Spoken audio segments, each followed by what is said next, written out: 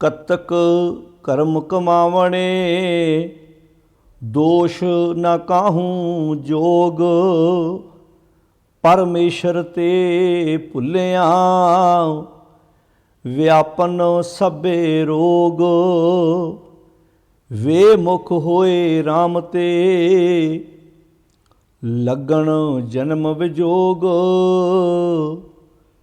खिन में कौड़े होए गए, जितड़े माया भोग। विच न कोई कर सकै, किस थैं रोवै रोज। कीता किछु न होवई, लिखिया धुर संजोग। वड भागी मेरा प्रभ मिलै, तां उतरै सब वियोग। नानक को प्रभ राख लें, मेरे साहिब बंदी मोच। कतक होवै साध संग, बिनसै सबे सोच। वाहिगुरु जी का खालसा, वाहिगुरु जी की फतेह। गुरु प्यारी साध संगत जी, गुरु अर्जन साहब सच्चे पातशाह महाराज जी की रसना तो उचारण की हुई बाणी 12 माह, जिसकी आप लड़ीवार विचार सांझी करते आ रहे हाँ। इस लड़ी के तहत अज आप 12 माह बाणी का 9 नंबर शब्द जिसका पाठ श्रवण किया है। कत्ते दे महीने की वरतों करद्या होया, कत्तक महीने की वरतों करद्या होया गुरुदेव जी ने जो उपदेश बख्शिश किया है, जो विचार दिते ने कि किवें मनुख बंधना विच पै के उस मालक नालों अपनी दूरी बना के जदों जीवन जिउंदा है, तो ये जीवन दे विच कई किस्म के रोग जिहड़े हन वो उत्पन्न हो जाते हैं। हजूर फरमाउंदे ने, नानक को प्रभ राख ले। हे प्रभु, नानक नूं रख लो, बचा लो, मेरे साहिब बंदी मोच।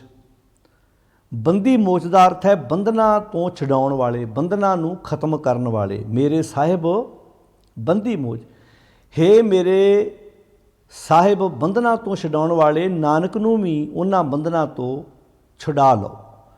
हुण इहदा अर्थ ये नहीं है भी जिहड़े बंधना की गल इत्थे गुरु अर्जन साहब जी, गुरु नानक साहब जी के रूप में ये कर रहे हैं, तो ये बंधन उन्होंने ने, ये गल वो अपने आप ते ला के सिक्ख्या सानू दे रहे हैं। जिवें आपां बाणी चों पढ़ते हैं, भगत कबीर जी का वाक, भगत कबीर जी कहते हैं, गोबिंद हम ऐसे अपराधी। हुण इहदा अर्थ ये थोड़ा भी भगत कबीर जी अपराधी ने, पर वो गल अपने आप ते ला के कर रहे हैं, गोबिंद हम ऐसे अपराधी। जिन प्रभ जियो पिंड था दिया, तिसकी भाव भगत नहीं साधी। हुण इहदा मीनिंग ये थोड़ा भी भगत कबीर जी अपराधी ने, वो तो सानू कह रहे हैं अपने आप ते ला के। इदां गुरु नानक साहब का वाक है, मैं पत की पंध ना करनी की कर हों बिगड़े रूप। कि गुरु नानक साहब का रूप बिगड़िया सी, कि उन्होंने उस मालक की नसीहत उत्ते अपने आप नूं तोरिया नहीं सी, वो तो मालक का रूप सन। उन्हां बारे तां भट्टां ने यह कहा भी जे वाकई ही रब्बी गुण जिहड़े तुसीं सानूं दस रहे हो ये परमेश्वर के गुण ने, तो गुण साक्षात रूप च असीं तुहाडे विच वेखे ने। तो इदां ही भाई गुरदास जी की भी जदों असीं पौड़ी पढ़ते हैं, हों अपराधी गुनाहगार हों बेमुख मंदा। हुण इहदा अर्थ ये थोड़ा भी भाई गुरदास जी बेमुख ने, उन्होंने कोलों तां बाणी की एडी वड्डी सेवा गुरु अर्जन साहब जी ने लई है। तो ये उदाहरणा देण दा सासन सिर्फ इन्ना अर्थ है भी जदों इदां बाणी च लिखते हैं ना गुरुदेव जी भी नानक को प्रभ राख ले, इत्थे साडे अगे उस्ताद की तरह, टीचर की तरह अगे अगे पढ़ते हैं भी भाई ये अरदास बेनती करके मैनू रख लो, बचा लो इन्हां तो, मैं इस भीड़ तो अपने आप को बचाना चाहना। मेरे साहिब बंदी मोच, मेरे साहिब बंधना तो छुड़ाउण वाले। अगे कहते ने कतक होवै साध संग। ਹੁਣ ਕੱਤਕ ਮਹੀਨੇ ਦਾ ਨਾਂ ਲੈ ਕੇ ਕੱਤਕ ਸ਼ਬਦ ਵਰਤ ਕੇ ਕਹਿੰਦੇ ਨੇ ਹੋਵੇ ਸਾਧ ਸੰਗ। ਜਦੋਂ ਮਨੁੱਖ ਸਾਧ ਦਾ ਸੰਗ ਕਰਦਾ ਹੈ ਤੇ ਕੀ ਹੁੰਦਾ ਹੈ? ਬਿਨਸੈ ਸਭੇ ਸੋਚ, ਸਾਰੀਆਂ ਸੋਚਾਂ ਸਾਰੇ ਚਿੰਤਾਵਾਂ ਝੋਰੇ ਜ਼ਿੰਦਗੀ ਚੋਂ ਮੁੱਕ ਜਾਂਦੇ ਨੇ ਜਦੋਂ ਸਾਧ ਸੰਗ ਕਰਦਾ ਹੈ। ਤਾਂ ਸਾਧ ਦੀ ਆਪਾਂ ਪਿੱਛੇ ਡੈਫੀਨੇਸ਼ਨ ਪੜ੍ਹੀ ਹੈ, ਸਾਧ ਦਾ ਅਰਥ ਗੁਰੂ ਹੈ। ਤੇ ਗੁਰੂ ਦਾ ਸੰਗ ਕਿਹਨੇ ਕਰਨਾ? ਮਨ ਨੇ। ਉਹ ਤੇ ਹਰ ਵਕਤ ਕਰਨਾ ਹੈ। ਭਾਵੇਂ ਅਸੀਂ ਇਹਨੂੰ ਬਾਹਰੀ ਤੌਰ 'ਤੇ ਇੰਝ ਵੀ ਕਹਿੰਦੇ ਹਾਂ ਵੀ ਗੁਰਦੁਆਰੇ ਜਾਈਏ ਭਾਈ, ਸਤਸੰਗ ਕਰੀਏ ਭਾਈ, ਸਾਧ ਸੰਗ ਕਰੀਏ ਭਾਈ, ਉਹਦਾ ਅਰਥ ਇਹ ਹੀ ਹੈ ਵੀ ਉੱਥੇ ਜਾ ਕੇ ਵੀ ਇਸੇ ਕਰਕੇ ਸੰਗਤ ਦੀ ਡੈਫੀਨੇਸ਼ਨ ਵੀ ਇਹ ਦੱਸੀ ਸੀ ਵੀ ਸਤ ਸੰਗਤ ਕੈਸੀ ਜਾਣੀ ਹੈ। ਇਹ ਪਰਿਭਾਸ਼ਾ ਹੈ ਸਤ ਸੰਗਤ ਦੀ, ਜਿੱਥੇ ਇੱਕੋ ਨਾਮ ਵਖਾਣੀ ਹੈ। ਤੁਸੀਂ ਕਿਸੇ ਭੀੜ ਨੂੰ ਸਤ ਸੰਗਤ ਥੋੜ੍ਹਾ ਕਹਿ ਸਕਦੇ ਹੋ। ਇੱਦਾਂ ਦੇ ਫਿਰ ਰੈਲੀਆਂ ਹੁੰਦੀਆਂ ਨੇ, ਬੜੀਆਂ ਬੜੀਆਂ ਕਾਨਫਰੰਸਾਂ ਹੁੰਦੀਆਂ ਨੇ। ਮਾਫ਼ ਕਰਨਾ, ਇਹ ਗੱਲ ਮੈਂ ਕਲੀਅਰ ਕਹਿ ਦਿਆਂ, ਸਾਧ ਸੰਗਤ, ਸਤ ਸੰਗਤ ਗੁਰੂ ਗ੍ਰੰਥ ਸਾਹਿਬ ਦਾ ਜੇ ਪ੍ਰਕਾਸ਼ ਹੈਗਾ ਹੈ, ਜੇ ਉੱਥੇ ਅਸੀਂ ਗੁਰੂ ਦੀਆਂ ਗੱਲਾਂ ਕਰ ਰਹੇ ਹਾਂ, ਪਰਮੇਸ਼ਰ ਦੀਆਂ ਗੱਲਾਂ ਕਰ ਰਹੇ ਹਾਂ, ਚੰਗੀਆਂ ਗੱਲਾਂ ਕਰ ਰਹੇ ਹਾਂ, ਸਾਧ ਸੰਗਤ ਹੈ।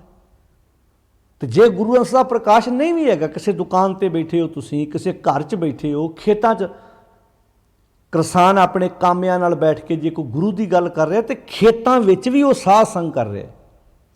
ਜੇ ਤੁਸੀਂ ਟਰੱਕ 'ਤੇ ਬੈਠੇ ਜੇ, ਬੱਸ ਵਿੱਚ ਸਫ਼ਰ ਕਰ ਰਹੇ ਜੇ, ਪਲੇਨ 'ਤੇ ਸਫ਼ਰ ਕਰ ਰਹੇ ਜੇ, ਕਿਸੇ ਹਸਪੀਟਲ 'ਚ ਡਾਕਟਰ ਜੇ, ਕਿਸੇ ਸਰਕਾਰੀ ਅਦਾਰੇ 'ਚ ਅਫਸਰ ਜੇ, ਜਿੱਥੇ ਵੀ ਬੈਠ ਕੇ ਤੁਸੀਂ ਚੰਗੀਆਂ ਗੱਲਾਂ ਕਰਦੇ ਜੇ, ਗੁਰੂ ਦੀਆਂ ਗੱਲਾਂ ਕਰਦੇ ਜੇ, ਸਮਾਜ ਨੂੰ ਸੁਧਾਰਨ ਦੀਆਂ ਗੱਲਾਂ ਕਰਦੇ ਜੇ, ਆਪਣੇ ਮਨ ਨੂੰ ਵਿਕਾਰਾਂ ਤੋਂ ਬਚਾਉਣ ਦੀਆਂ ਗੱਲਾਂ ਕਰਦੇ ਜੇ, ਤੇ ਗੁਰੂ ਗ੍ਰੰਥ ਸਾਹਿਬ ਦੇ ਪ੍ਰਕਾਸ਼ ਤੋਂ ਬਿਨਾਂ ਵੀ ਸਤਸੰਗ ਹੋ ਰਿਹਾ। ਹੁਣ ਇਹਦਾ ਅਰਥ ਇਹ ਨਾ ਲੈਣਾ ਵੀ ਪ੍ਰਕਾਸ਼ ਦੀ ਲੋੜ ਨਹੀਂ ਹੈ। ਪ੍ਰਕਾਸ਼ ਹੈ। ਹੁਣ ਬਹੁਤ ਥਾਵਾਂ 'ਤੇ ਪ੍ਰਕਾਸ਼ ਵੀ ਹੁੰਦਾ ਮਹਾਰਾਜ ਦਾ, ਮਾਫ਼ ਕਰਨਾ, ਉਹ ਸਤਸੰਗ ਨਹੀਂ ਹੁੰਦੀ। ਪ੍ਰਕਾਸ਼ ਕਰਕੇ ਵੀ ਅਸੀਂ ਗੁਰਮਤਿ ਦੀਆਂ ਧੱਜੀਆਂ ਉਡਾ ਰਹੇ ਹੁੰਦੇ ਹਾਂ। ਗੁਰੂ ਗ੍ਰੰਥ ਸਾਹਿਬ ਦਾ ਪ੍ਰਕਾਸ਼ ਕਰਕੇ ਘੰਟਿਆਂ ਬੱਧੀ ਦੀਵਾਨ ਲਾ ਕੇ ਗੁਰਬਾਣੀ ਦੀ ਇੱਕ ਤੁਕ ਨਾ ਪੜ੍ਹਨਾ ਤੇ ਆਪਣੀਆਂ ਧਾਰਨਾ ਨੂੰ ਗੁਰਮਤਿ ਬਣਾ ਕੇ ਪੇਸ਼ ਕਰਨਾ, ਮਾਫ਼ ਕਰਨਾ, ਉਹ ਗੁਰੂ ਦੇ ਕੋਲ ਬੈਠ ਕੇ ਵੀ ਸਾਧ ਸੰਗ ਨਹੀਂ ਹੈ। ਆਪਣੀਆਂ ਕਵਿਤਾਵਾਂ ਨੂੰ ਵੀ ਸੱਚੀ ਬਾਣੀ, ਆਪਣੀਆਂ ਧਾਰਨਾ ਨੂੰ ਵੀ ਸੱਚੀ ਬਾਣੀ ਕਹਿਣਾ, ਗੁਰੂ ਦੇ ਕੋਲ ਬੈਠ ਕੇ ਵੀ ਸਾਧ ਸੰਗ ਨਹੀਂ ਹੈ। ਬਹੁਤ ਲੋਕਾਂ ਨੇ ਐਸਾ ਕੀਤਾ, ਪ੍ਰਕਾਸ਼ ਗੁਰੂ ਗ੍ਰੰਥ ਸਾਹਿਬ ਦੇ ਕੀਤੇ ਤੇ ਸਮਾਨ ਆਪਣਾ ਵੇਚਿਆ। ਇਹਨੂੰ ਇੰਝ ਕਹਿ ਸਕਦੇ ਹਾਂ, ਸ਼ੋਰੂਮ ਕਿਸੇ ਹੋਰ ਦਾ ਹੈ ਤੇ ਮਾਲ ਕੋਈ ਹੋਰ ਵੇਚ ਰਹੇ। ਗੁਰੂ ਗ੍ਰੰਥ ਸਾਹਿਬ ਜੀ ਨੂੰ ਸਜਾ ਕੇ ਰੱਖਿਆ, ਉੱਚੇ ਥਾਂ 'ਤੇ ਪ੍ਰਕਾਸ਼ ਕੀਤਾ ਹੈ, ਉੱਤੇ ਚੌਰ ਰਮਾਲੇ, ਸੋਹਣੀਆਂ ਪਾਲਕੀਆਂ ਸਜਾਈਆਂ ਹੋਈਆਂ ਨੇ, ਲਾਗੇ ਅਗਰਬੱਤੀਆਂ, ਪਰਫਿਊਮ, ਤਰ੍ਹਾਂ ਤਰ੍ਹਾਂ ਦੀਆਂ ਸੁਗੰਧੀ ਵਾਲੀਆਂ ਵਸਤੂਆਂ ਨੇ, ਪਰ ਜਿਹਦਾ ਪ੍ਰਕਾਸ਼ ਉੱਚੇ ਥਾਂ 'ਤੇ ਕੀਤਾ ਉਹਦੀ ਗੱਲ ਨਹੀਂ ਹੋ ਰਹੀ। ਗੱਲ ਦੇਹਧਾਰੀ ਬਾਬਿਆਂ ਦੀ ਹੋ ਰਹੀ ਹੈ। ਇੱਥੇ ਸਾਧ ਸੰਗਤ ਦੀ ਡੈਫੀਨੇਸ਼ਨ ਸਮਝੋ, ਸਤ ਸੰਗਤ ਕੈਸੀ ਜਾਣੀ ਹੈ, ਜਿੱਥੇ ਏਕੋ ਨਾਮ ਬਖਾਣੀ ਹੈ, ਏਕੋ ਨਾਮ ਹੁਕਮ ਹੈ, ਨਾਨਕ ਸਤਿਗੁਰ ਦੀਆ ਬੁਝਾਏ ਜੀਓ। ਉੱਤੇ ਸਤ ਸੰਗਤ ਕੈਸੀ ਜਾਣੀ ਹੈ, ਜਿੱਥੇ ਏਕੋ ਨਾਮ ਬਖਾਣੀ ਹੈ। ਏਕੋ ਨਾਮ ਕੀ ਹੈ? ਏਕੋ ਨਾਮ ਹੁਕਮ ਹੈ। ਉਹਦੇ ਹੁਕਮ 'ਚ ਤੁਰਨਾ ਇੱਕ ਨਾਮ ਹੈ, ਨਾਨਕ ਸਤਿਗੁਰ ਦੀਆ ਬੁਝਾਏ ਜੀਓ। ਇਹ ਗੱਲ ਮੇਰੇ ਸਤਿਗੁਰ ਨੇ ਮੈਨੂੰ ਬੁਝਾ ਦਿੱਤੀ। ਬਿਨ ਸੈ ਸਭੈ ਸੋਚ, ਨਾਨਕ ਕੋ ਪ੍ਰਭ ਰਾਖ ਲੇ। ਕਾਹਤੋਂ ਰੱਖ ਲੈ? ਕਿਹੜੇ ਬੰਧਨ ਨੇ ਜਿਨ੍ਹਾਂ ਤੋਂ ਆਪਣੇ ਆਪ ਨੂੰ ਬਚਾਉਣਾ? ਇਹ ਬੰਧਨ ਨੇ। ਆਪਾਂ ਬਾਣੀ 'ਚੋਂ ਬਹੁਤ ਪਿਆਰੇ ਬਚਨ ਪੜ੍ਹਦੇ ਹਾਂ। ਹਜ਼ੂਰ ਕਹਿੰਦੇ ਨੇ, ਬਾਂਧਿਓ ਆਪਨ ਹਉ ਬੰਧਾ। ਬੰਦਾ ਆਪਣੀ ਹਉਮੈ ਕਰਕੇ ਇਹਨਾਂ ਬੰਧਨਾਂ ਵਿੱਚ ਬੱਝਾ ਹੋਇਆ ਹੈ। ਹਜ਼ੂਰ ਫਰਮਾਉਂਦੇ ਨੇ, ਬਾਂਧਿਓ ਆਪਨ ਹਉ ਬੰਧਾ। ਮਨੁੱਖ ਆਪਣੀ ਹਉਮੈ ਦੇ ਬੰਧਨਾਂ ਵਿੱਚ ਹਉ ਕਰਕੇ, ਜਿਵੇਂ ਤੀਰਥ ਜਾਉ ਤਾਂ ਹਉ ਕਰਤੇ, ਪੰਡਤ ਪੁੱਛੋ ਤਾਂ ਮਾਇਆ ਰਾਤੇ। ਪਾਤਸ਼ਾਹ ਜੀ ਕਹਿੰਦੇ, ਬਾਂਧਨ ਬਾਂਧਿਓ ਆਪਨ ਹਉ ਬੰਧਾ। ਬੰਧਾ ਦਾ ਅਰਥ ਕੀ ਹੈ? ਬੰਧਨਾਂ ਵਿੱਚ। ਦੋਸ਼ ਦੇਤ ਅਗਾਂਹ ਕੋ ਅੰਧਾ, ਦੋਸ਼ ਦੂਜਿਆਂ ਨੂੰ ਦਿੰਦਾ ਹੈ। ਬੱਝਾ ਆਪਣੇ ਬੰਧਨਾਂ ਕਰਕੇ, ਦੋਸ਼ ਦੂਜਿਆਂ ਦੇ ਮੱਥੇ ਮੜਦਾ ਹੈ। ਬਾਤ ਚੀਤ ਸਭ ਰਹੀ ਸਿਆਣਪ, ਸਿਰਫ ਗਿਆਨ ਦੀਆਂ ਬਾਹਰਲੀਆਂ ਥੋਥੀਆਂ ਗੱਲਾਂ ਕਰਨੀਆਂ, ਬਾਹਰਲੇ ਗਿਆਨ ਨੂੰ ਕਹਿਣਾ, ਬਾਹਰਲੇ ਗਿਆਨ 'ਤੇ ਚਰਚਾ ਕਰਨੀ। ਕਹਿੰਦੇ ਬਾਹਰਲੀਆਂ ਕੀਤੀਆਂ ਹੋਈਆਂ ਕੇਵਲ ਥੋਥੀਆਂ ਗੱਲਾਂ, ਰਹੀ ਸਿਆਣਪ, ਇਹ ਮਨ ਦੀਆਂ ਚਲਾਕੀਆਂ। ਕਹਿਣ ਲੱਗੇ ਇਹਦੇ ਨਾਲ ਗੱਲ ਨਹੀਂ ਜਾਣੀ, ਇਹਦੇ ਨਾਲ ਗੱਲ ਨਹੀਂ ਬਣਨੀ। ਜਿਸੈ ਜਨਾਬੋ ਸੋ ਜਾਣੈ ਨਾਨਕ। ਹੇ ਨਾਨਕ, ਜਿਹੜਾ ਇਸ ਗੱਲ ਨੂੰ ਜਾਣ ਲੈਂਦਾ, ਅਸਲ ਦੇ ਵਿੱਚ ਉਹ ਹੀ ਇਹਨਾਂ ਬੰਧਨਾਂ ਤੋਂ ਆਪਣੇ ਆਪ ਨੂੰ ਛੁਡਾ ਪਾਉਂਦਾ ਹੈ। ਜਦੋਂ ਆਪਾਂ ਬੰਧਨਾਂ ਦੀ ਪਰਿਭਾਸ਼ਾ ਬਾਣੀ 'ਚੋਂ ਪੜ੍ਹਦੇ, ਕਿਹੜੇ ਬੰਧਨ ਨੇ? ਦੋ ਕਿਸਮ ਦੇ ਬੰਧਨ ਹੁੰਦੇ, ਇੱਕ ਤਨ ਨੂੰ, ਇੱਕ ਮਨ ਨੂੰ। ਕਿਸੇ ਦੇ ਪੈਰਾਂ ਨੂੰ, ਹੱਥਾਂ ਨੂੰ ਹੱਥ ਕੜੀਆਂ ਲੱਗੀਆਂ, ਹੁਣ ਆਪਾਂ ਨੂੰ ਲੱਗਦਾ ਬੰਦਾ ਕੈਦੀ ਹੈ। ਧਿਆਨ ਨਾਲ ਸੁਣਿਓ ਇਸ ਗੱਲ ਨੂੰ। ਫਿਜ਼ੀਕਲ ਤੌਰ 'ਤੇ, ਸਰੀਰਕ ਤੌਰ 'ਤੇ ਬਹੁਤ ਲੋਕ ਨੇ ਜਿਨ੍ਹਾਂ ਨੇ ਅਜੇ ਤੱਕ ਜੇਲ੍ਹ ਨਹੀਂ ਵੇਖੀ, ਜਿਨ੍ਹਾਂ ਨੂੰ ਕਦੀ ਹੱਥ ਘੜੀ ਨਹੀਂ ਲੱਗੀ। ਸਾਰਿਆਂ ਨੂੰ ਥੋੜ੍ਹਾ ਲੱਗਦੀ ਹੈ, ਪਰ ਮਨ ਕਰਕੇ ਜਿਹੜੇ ਬੰਧਨਾਂ ਦੀ ਗੱਲ ਹੈ, ਮੈਨੂੰ ਲੱਗਦਾ ਟਾਵਾਂ ਹੀ ਬਚਿਆ ਹੋਣਾ ਕੋਈ। ਧਿਆਨ ਨਾਲ ਸੁਣਿਓ ਇਸ ਗੱਲ। ਹੁਣ ਬੜੇ ਲੋਕ ਨੇ ਜਿਨ੍ਹਾਂ ਦੇ ਸਾਰੀ ਉਮਰ ਲੰਘ ਗਈ, ਥਾਣਾ ਵੀ ਨਹੀਂ ਵੇਖਿਆ, ਕਿਤੇ ਪੁਲਿਸ ਥਾਣੇ ਜਾਣ ਦੀ ਲੋੜ ਹੀ ਨਹੀਂ ਪਈ, ਕੋਈ ਉਹਨਾਂ 'ਤੇ ਕੇਸ ਨਹੀਂ ਚੱਲਿਆ, ਸਾਰੀ ਜ਼ਿੰਦਗੀ ਲੰਘ ਗਈ ਉਹਨਾਂ ਦੀ, ਕੋਈ ਹੱਥ ਘੜੀ ਨਹੀਂ ਲੱਗੀ, ਕੋਈ ਜੇਲ੍ਹ ਦੀਆਂ ਸਲਾਖਾਂ ਪਿੱਛੇ ਬੰਦ ਨਹੀਂ ਹੋਏ, ਯਾਨੀ ਕਿ ਕੈਦੀ ਨਹੀਂ ਬਣੇ। ਇਹ ਗੱਲ ਹੈ ਸਰੀਰ ਦੀ। ਪਰ ਜੇ ਮਨ ਕਰ ਵੇਖੀਏ ਤੇ ਮਨ ਕਰਕੇ ਮੈਨੂੰ ਲੱਗਦਾ ਵੀ ਘੋਟਾਵਾਂ ਹੀ ਹੋਣਾ ਜਿਹੜਾ ਇਸ ਕੈਦ ਵਿੱਚ ਨਾ ਹੋਵੇ। ਘਰਾਂ 'ਚ ਬੈਠੇ ਸੋਫੇ 'ਤੇ ਬੈਠਿਆਂ ਹੋਇਆਂ, ਬੈੱਡ 'ਤੇ ਲੰਮੇ ਪਿਆ ਹੋਇਆਂ, ਈਵਨ ਇੱਥੋਂ ਤੱਕ ਸਰਕਾਰੀ ਦਫ਼ਤਰ ਵਿੱਚ ਬੈਠਿਆਂ ਵੀ ਬੰਦਾ ਬੰਧਨਾਂ 'ਚ ਬੈਠਾ ਹੋਇਆ ਹੈ। ਘਰਾਂ ਵਿੱਚ, ਆਲੀਸ਼ਾਨ ਘਰਾਂ ਦੇ ਵਿੱਚ ਬੈਠੇ ਹੋਏ ਵੀ ਬੰਧਨਾਂ 'ਚ ਨੇ। ਉਹ ਕਿਹੜੇ ਬੰਧਨ ਨੇ? ਉਹਨਾਂ ਬੰਧਨਾਂ ਦਾ ਜ਼ਿਕਰ ਬਾਣੀ 'ਚ ਬਹੁਤ ਪਿਆਰਾ ਕੀਤਾ। ਕਾਮ, ਕ੍ਰੋਧ, ਲੋਭ, ਝੂਠ, ਨਿੰਦਾ। ਉੱਥੇ ਸ਼ਬਦ ਵਰਤਿਆ, ਇਨ ਤੇ ਆਪ ਛਡਾਵੋ। ਕਿ ਸਾਨੂੰ ਕਦੀ ਲੱਗਾ ਵੀ ਇਹ ਬੰਧਨ ਨੇ? ਕਾਮ, ਕ੍ਰੋਧ, ਲੋਭ, ਝੂਠ, ਨਿੰਦਾ, ਕਦੀ ਸਾਨੂੰ ਇਹ ਚੀਜ਼ ਬੰਧਨ ਲੱਗੇ ਨੇ? ਉੱਥੇ ਲਿਖਿਆ ਇਨ ਤੇ ਆਪ ਛਡਾਵੋ, ਇਹਦੇ ਤੋਂ ਮੈਨੂੰ ਛਡਾ ਲਿਓ, ਇਹ ਬੰਧਨ ਨੇ। ਜਿਹੜੀ ਗੱਲ ਇੱਥੇ ਗੁਰਦੇਵ ਜੀ ਕਹਿੰਦੇ ਨੇ, ਨਾਨਕ ਕਉ ਪ੍ਰਭ ਰਾਖ ਲੈ, ਮੈਨੂੰ ਰੱਖ ਲਓ, ਮੈਨੂੰ ਬਚਾ ਲਓ। ਤਾਂ ਪਾਤਸ਼ਾਹ ਕਹਿੰਦੇ ਨੇ ਕਾਮ, ਕ੍ਰੋਧ, ਲੋਭ, ਝੂਠ, ਨਿੰਦਾ, ਇਨ ਤੇ ਆਪ ਛਡਾਵੋ, ਇਹ ਭੀਤਰ ਤੇ ਇਨ ਕੋ ਡਾਰੋ। ਇਹਨਾਂ ਦੇ ਵਿੱਚੋਂ ਮੈਨੂੰ ਬਾਹਰ ਕੱਢੋ, ਆਪਣਾ ਨਿਕਟ ਬੁਲਾਵੋ। ਇਹਦਾ ਮਤਲਬ ਇਹ ਚੀਜ਼ਾਂ ਮਾਲਕ ਦੇ ਨੇੜੇ ਨਹੀਂ ਨਾ ਜਾਣ ਦਿੰਦੀਆਂ। ਕਦੀ ਮੈਨੂੰ ਨਹੀਂ ਲੱਗਦਾ ਕਾਮ ਵਾਸ਼ਨਾਵਾਂ ਨੂੰ ਕਿਸੇ ਨੇ ਬੰਧਨ ਮੰਨਿਆ ਹੋਵੇ। ਨਸ਼ੇ ਨੂੰ ਤੇ ਲੋਕ ਕਹਿੰਦੇ ਨਸ਼ਾ ਮਾੜਾ ਹੈ, ਬਹੁਤ ਲੋਕ ਨਸ਼ਾ ਨਹੀਂ ਪੀਂਦੇ, ਪਰ ਕਾਮ ਵਾਸ਼ਨਾਵਾਂ ਦਾ ਨਸ਼ਾ ਤੇ ਸਿਰ ਚੜ੍ਹ ਬੋਲਦਾ ਹੈ ਨਾ। ਬੜੀਆਂ ਔਰਤਾਂ ਨੇ ਜਿਹੜੀਆਂ ਨਸ਼ਾ ਨਹੀਂ ਪੀਂਦੀਆਂ, ਬੜੇ ਮਰਦ ਨੇ ਜਿਹੜੇ ਨਸ਼ਾ ਨਹੀਂ ਪੀਂਦੇ, ਪਰ ਕਾਮ ਵਾਸ਼ਨਾਵਾਂ ਦਾ ਨਸ਼ਾ ਤੇ ਹੈਗਾ ਹੀ ਹੈ ਨਾ। ਕਾਮ, ਕ੍ਰੋਧ ਦਾ ਤੇ ਨਸ਼ਾ ਹੈਗਾ ਹੀ ਹੈ ਨਾ। ਲੋਭ, ਲਾਲਚ ਦਾ ਨਸ਼ਾ ਤੇ ਹੈਗਾ ਹੀ ਹੈ ਨਾ। ਝੂਠ ਦਾ ਨਸ਼ਾ ਤੇ ਹੈਗਾ ਹੀ ਹੈ ਨਾ। ਨਿੰਦਾ, ਕੋਲੋਂ ਗੱਲਾਂ ਬਣਾ ਕੇ, ਨਨਾਣ ਨੇ ਕਿਹਾ ਵੀ ਕੁਝ ਨਹੀਂ, ਪਰ ਕੋਲੋਂ ਗੱਲਾਂ ਬਣਾ ਕੇ ਪਤੀ ਦੇ ਇਹੋ ਜਿਹੇ ਕੰਨ ਭਰਨੇ ਆ ਵੀ ਨਨਾਣ ਮੂੰਹ ਨਾ ਕਰੇ ਦੁਬਾਰਾ ਪੇਕੇ ਆਉਣ ਨੂੰ। ਜਾਂ ਨਨਾਣ ਨੇ ਇਹੋ ਜਿਹੀ ਪੱਠੀ ਪੜਾਈ ਵੀ ਭਰਾ ਭਰਜਾਈ ਦੀ ਲੜਾਈ ਕਰਾਤੀ, ਨੌ ਸੱਸ ਦੀ ਲੜਾਈ ਕਰਾਤੀ। ਇਹ ਕੀ ਹੈ? ਇਹ ਬੰਧਨ ਨਹੀਂ। ਇਹ ਬੰਧਨ ਹੈ ਜਿਨ੍ਹਾਂ ਤੋਂ ਗੁਰੂ ਸਾਹਿਬ ਜੀ ਕਹਿੰਦੇ ਨੇ ਮੈਨੂੰ ਬਚਾ ਲਓ, ਮੇਰੇ ਸਾਹਿਬੰਦੀ ਮੋਹ 'ਚ ਮੈਂ ਇਹਨਾਂ ਬੰਧਨਾਂ 'ਚੋਂ ਬਾਹਰ ਨਿਕਲਣਾ ਚਾਹੁੰਦਾ। ਕਾਮ, ਕ੍ਰੋਧ, ਲੋਭ, ਝੂਠ, ਨਿੰਦਾ, ਇਨ ਤੇ ਆਪ ਛਡਾਵੋ, ਇਹ ਭੀਤਰ ਤੇ, ਇਹਦੇ ਵਿੱਚੋਂ ਫਸੇ ਹੋਏ ਨੂੰ ਮੈਨੂੰ ਕੱਢ ਲਓ। ਇਹ ਭੀਤਰ ਤੇ ਇਨ ਕੋ ਡਾਰੋ, ਮੈਨੂੰ ਬਾਹਰ ਕੱਢ ਲਓ। ਆਪਨ ਨਿਕਟ ਬੁਲਾਵੋ, ਆਪਣੀ ਬਿਧ ਆਪ ਜਨਾਵੋ। ਮੈਨੂੰ ਆਪਣੀ ਬਿਧ, ਆਪਣੇ ਰਸਤੇ 'ਤੇ ਤੁਰਨ ਦਾ ਰਸਤਾ ਦੱਸੋ ਕਿ ਮੈਂ ਇਸ ਰਸਤੇ ਦਾ ਪਾਂਧੀ ਬਣ ਸਕਾਂ। ਹਰ ਜਨ ਮੰਗਲ ਗਾਵੋ, ਤਾਂ ਕਿ ਮੈਂ ਹਰੀ ਦਾ ਜਨ ਬਣ ਕੇ ਤੁਹਾਡੇ ਮੰਗਲ ਗਾਵਾਂ, ਸਿਫਤ ਸਲਾਹ ਕਰਾਂ। ਬਿਸਰਨਾ ਹੀ ਕਬੂ ਹੀ ਇਹ ਤੇ, ਮੇਰੇ ਹਿਰਦੇ 'ਚੋਂ ਕਦੀ ਤੁਸੀਂ ਮੈਨੂੰ ਭੁੱਲੋ ਹੀ ਨਾ। ਮੈਂ ਇਹਨਾਂ 'ਚੋਂ ਨਿਕਲਣਾ ਚਾਹੁੰਦਾ ਵਾਂ। ਮੇਰੀ ਇਹ ਸੋਚ ਮੁੱਕ ਜਾ, ਜਿਹੜੀ ਸੋਚ ਮੈਨੂੰ ਗਲਤ ਬੰਨੇ ਲੈ ਕੇ ਜਾਂਦੀ ਹੈ। ਬਿਸਰਨਾ ਹੀ ਕਬੂ ਹੀ ਇਹ ਤੇ, ਇਹ ਬਿਧ ਮਨ ਮੈਂ ਪਾਵੋ, ਇਹ ਬਿਧ ਮੇਰੇ ਮਨ 'ਚ ਪਾ ਦਿਓ, ਇਹ ਜੁਗਤ ਮੈਨੂੰ ਸਮਝਾ ਦਿਓ, ਇਹ ਤਰੀਕਾ ਮੈਨੂੰ ਸਮਝਾ ਦਿਓ। ਗੁਰ ਪੂਰਾ ਭੇਟਿਓ ਵੱਡ ਭਾਗੀ। ਜਦੋਂ ਗੁਰੂ ਪੂਰਾ ਮਿਲਦਾ ਫਿਰ ਵੱਡੇ ਭਾਗ ਬਣਦੇ ਨੇ। ਵੱਡੇ ਭਾਗ ਜਦੋਂ ਗੁਰੂ ਮਿਲਦਾ, ਜਿਵੇਂ ਸਕੂਲ ਜਾਈਏ ਤੇ ਐਜੂਕੇਸ਼ਨ ਆਉਂਦੀ ਹੈ, ਡਾਕਟਰ ਕੋਲ ਜਾਈਏ ਤੇ ਤੰਦਰੁਸਤੀ ਆਉਂਦੀ ਹੈ।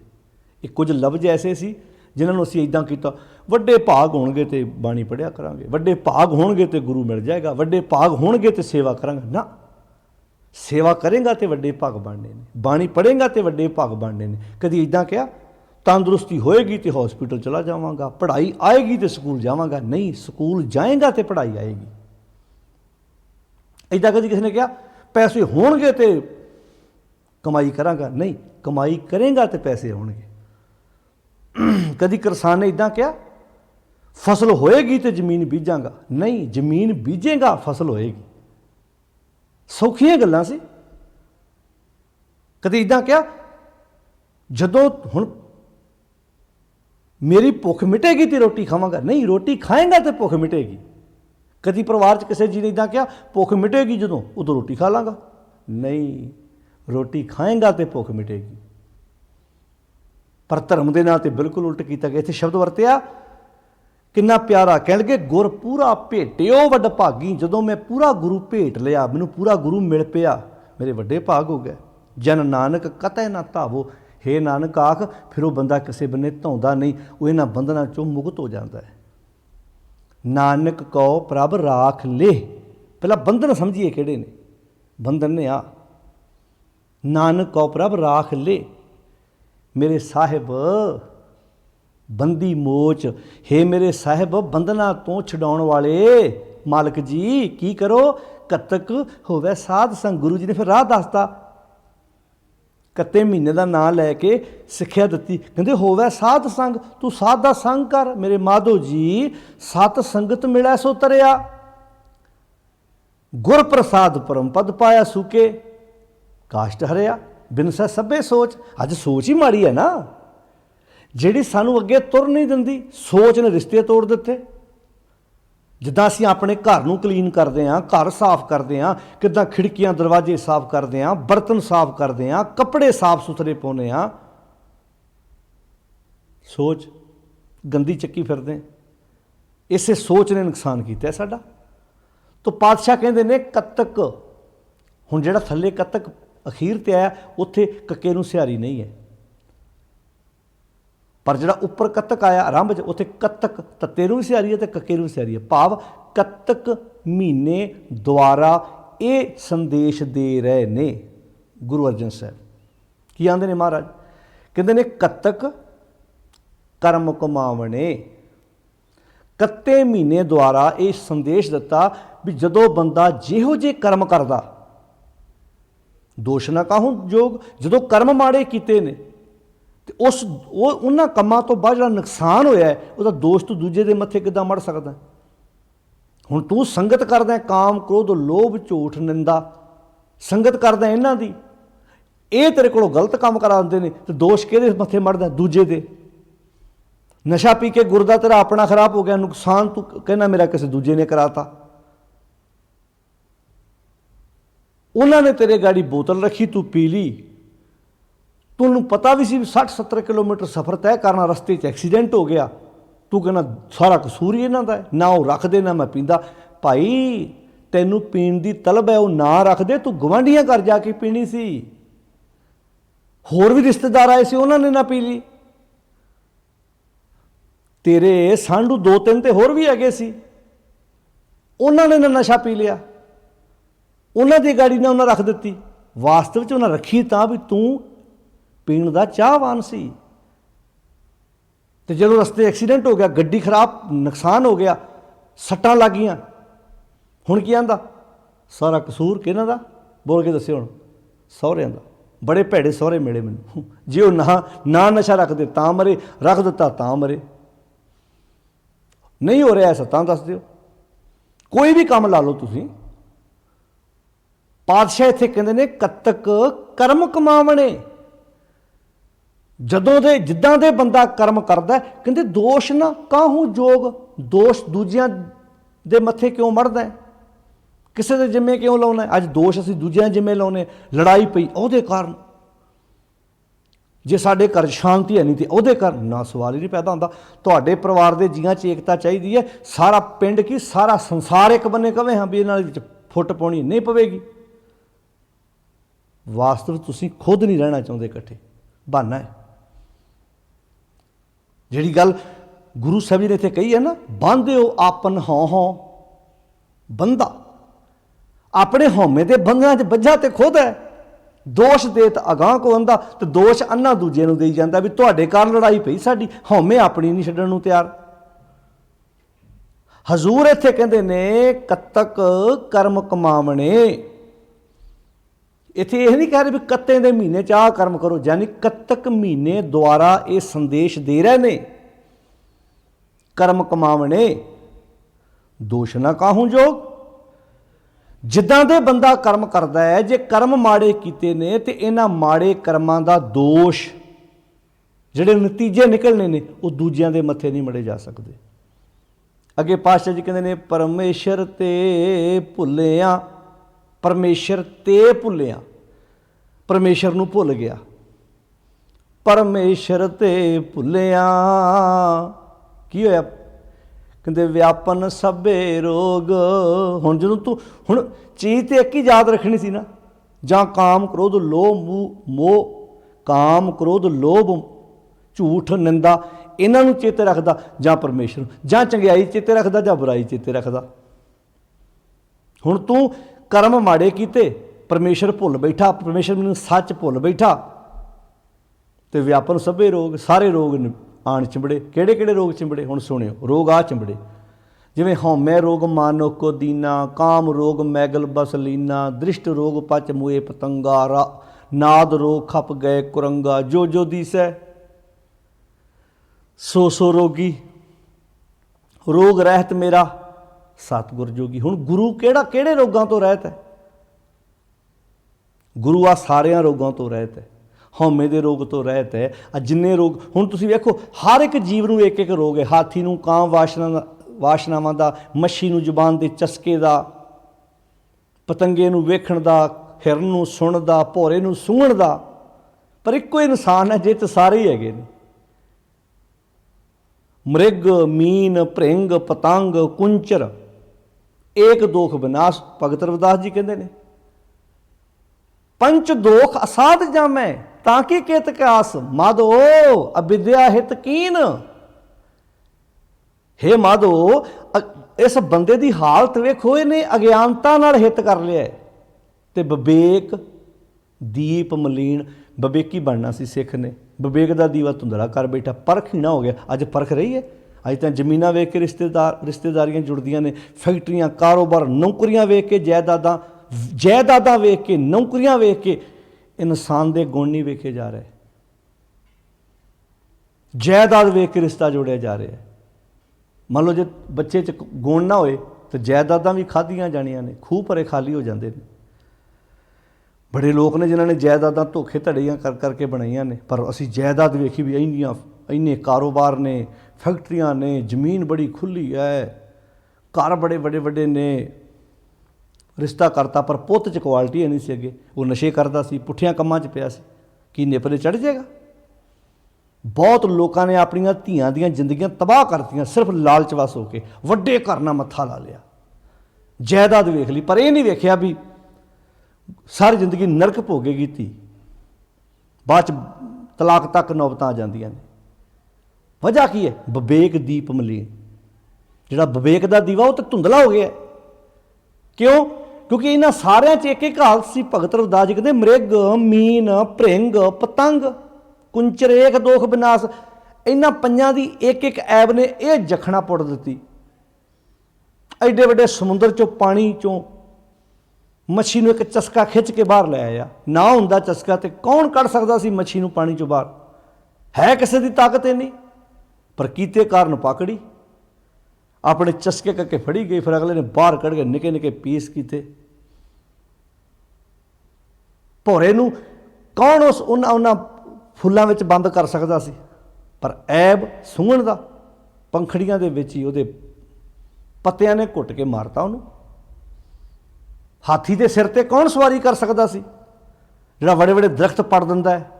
ਗੱਡੀਆਂ ਵੇਖਿਆ ਤੁਸੀਂ? ਵਿਗੜੇ ਹਾਥੀ ਜਦੋਂ ਆਪਣੀ ਆਈ ਤੇ ਆਉਂਦੇ ਕਿੱਦਾਂ ਗੱਡੀਆਂ ਮੂਧੀਆਂ ਕਰ ਦਿੰਦੇ ਨੇ, ਕਿੱਦਾਂ ਕੰਧਾਂ ਢਾ ਦਿੰਦੇ ਨੇ। ਬੰਦੇ ਦੀ ਪਾਇਆ ਸੀ ਵੀ ਉਹਦੇ ਸਿਰ ਤੇ ਚੜ੍ਹ ਕੇ ਉਹਨੂੰ ਜਦੋਂ ਮਰਜ਼ੀ ਮੋੜ ਲੈਂਦਾ। ਪਰ ਐਬ ਮ੍ਰਿਗ ਮੀਨ ਭ੍ਰਿੰਗ ਪਤੰਗ ਕੁੰਚਰ ਏਕ ਦੋਖ ਵਿਨਾਸ਼। ਪੰਚ ਦੋਖ ਅਸਾਧ ਜਾਮੈ। ਵੇਖ ਲਓ ਬੰਦਿਓ, ਉਧਰ ਉਹਨਾਂ ਇੱਕ ਇੱਕ ਹੈ, ਇਹ ਬੰਦੇ ਇਕੱਲੇ 'ਚ ਹੀ ਪੰਜ ਨੇ। ਇਹਨੂੰ ਆਖਿਆ ਸੀ ਪਰਮੇਸ਼ਰ ਤੇ ਭੁੱਲਿਆ ਵਿਆਪਨ ਸਭੇ ਰੋਗ। ਅੱਖਾਂ ਨੂੰ ਮਾੜਾ ਵੇਖਣ ਦਾ ਰੋਗ, ਕੰਨਾਂ ਨੂੰ ਮਾੜਾ ਸੁਣਨ ਦਾ ਰੋਗ, ਜ਼ੁਬਾਨ ਨੂੰ ਗਲਤ ਬੋਲਣ ਦਾ ਰੋਗ। ਇਹ ਰੋਗ ਹੀ ਤੇ ਹੈ। ਡਾਕਟਰ ਕੋਲ ਜਾਂਦੇ, ਡਾਕਟਰ ਸਾਹਿਬ ਟਾਈਫਾਈਡ ਤਾਂ ਨਹੀਂ ਹੈ ਮੈਨੂੰ, ਮਲੇਰੀਆ ਤਾਂ ਨਹੀਂ ਮੈਨੂੰ, ਡੇਂਗੂ ਤਾਂ ਨਹੀਂ ਹੈ। ਇਹਨਾਂ ਦੇ ਇਲਾਜ ਤੇ ਹੈਗੇ ਨੇ। ਜਿਹੜਾ ਮਨ ਨੂੰ ਬੁਖਾਰ ਚੜਿਆ ਪਿਆ ਉਹ ਕਿਹੜਾ? ਉਹ ਚੜਿਆ ਪਿਆ ਗਵਾਂਢੀ ਤਰੱਕੀ ਕਰੀ ਜਾਂਦੇ ਨੇ, ਹਾਏ ਉਹ ਅੱਗੇ ਲੰਘ ਗਏ ਅਸੀਂ ਪਿੱਛੇ ਰਹਿ ਗਏ। ਇਹ ਰੋਗ ਹੈ, ਇਹ ਰੋਗ ਹੈ, ਜਿਹੜੇ ਰੋਗ ਤੋਂ ਆਪਣੇ ਆਪ ਨੂੰ ਬਚਾਉਣਾ ਸੀ।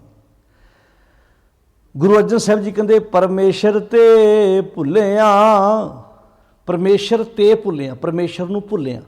ਵਿਆਪਣ ਸਭੇ ਰੋਗ, ਅੱਜ ਬਾਕੀ ਸਭ ਕੁਝ ਯਾਦ ਹੈ, ਨਹੀਂ ਯਾਦ ਤੇ ਰੱਬ ਨਹੀਂ ਯਾਦ। ਖਾਣਾ ਪੀਣਾ ਹੱਸਣਾ ਸੌਣਾ, ਅੱਗੇ ਵਿਸਰ ਗਿਆ ਹੈ ਮਰਨਾ। ਖਾਣ ਤੋਂ ਮਨਾ ਨਹੀਂ ਕਰਦੀ ਬਾਣੀ, ਪੀਣ ਤੋਂ ਮਨਾ ਨਹੀਂ ਕਰਦੀ, ਪਰ ਪੀ ਕੀ ਇਹ ਸੋਚ, ਜ਼ਿੰਦਗੀ ਨੂੰ ਵਿਗਾੜਨ ਵਾਲੀ ਚੀਜ਼ ਨਾ ਪੀਵੀਂ। ਜੂਸ ਪੀਓ, ਲੱਸੀ ਪੀਓ, ਦੁੱਧ ਪੀਓ, ਫਰੂਟ ਖਾਓ, ਚੰਗੀਆਂ ਚੀਜ਼ਾਂ ਖਾਓ, ਪਰ ਜ਼ਰੂਰੀ ਥੋੜ੍ਹਾ ਨਸ਼ੇ ਡੱਫਣੇ ਨੇ। ਖਾਣਾ ਪੀਣਾ ਹੱਸਣਾ, ਹੱਸਣ ਤੋਂ ਬਾਣੀ ਮਨਾ ਕਰਦੀ, ਹੱਸ ਰੱਜ ਰੱਜ ਹੱਸ ਤੂੰ, ਪਰ ਕਿਸੇ ਦਾ ਸਵਾਰ ਕੇ ਹੱਸ ਨਾ, ਕਿਸੇ ਗਰੀਬ ਦੀ ਹੈਲਪ ਕਰਕੇ ਹੱਸ, ਉਹ ਵੀ ਹੱਸੇ ਤਾਂ ਤੂੰ ਵੀ ਹੱਸ।